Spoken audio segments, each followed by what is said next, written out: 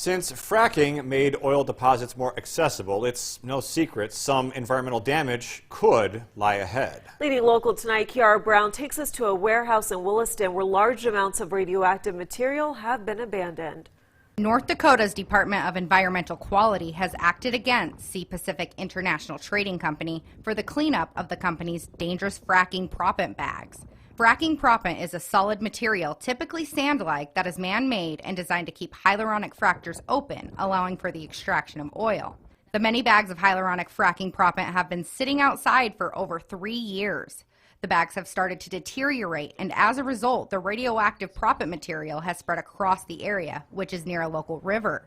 The state was notified in 2019 of the abandonment, and they determined that the cleanup plan could cost over $20 million. What happens is it causes your cost to exponentially increase by getting a radioactive back, because North Dakota, 5 picocuries per gram, that's the legal limit that can be disposed of here.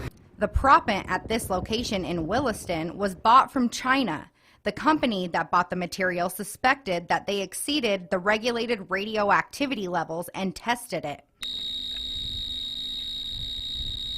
Harrelson says that especially with the levels of radioactivity coming from the site, the materials must be cleaned up as soon as possible. If it's not going to be utilized in the fracking process, it needs to get up off the ground. You know, if that were salt water, you would have to clean it up in a hurry, right? Right. Or if that was oil, that should be no different. The many broken bags of the proppant have allowed the material to make its way to the mouth of a local river called Little Muddy. Little Muddy is a popular river in Williston where many swim and fish, but it also runs into the Missouri River. Although the proppant itself doesn't present an immediate danger to the public, Harrelson says that long term, there's no telling what the repercussions could be. You have a lot of water that runs through there. You also have a tributary that is running right next to that location.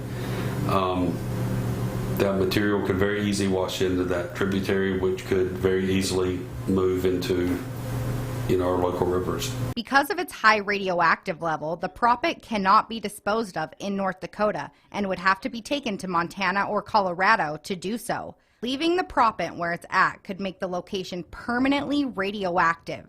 Harrelson says the U.S. Environmental Protection Agency could get involved and could deem this site as a Superfund project. But there is still no plan in place either to dispose of the hazardous material or to mitigate the problem at the site.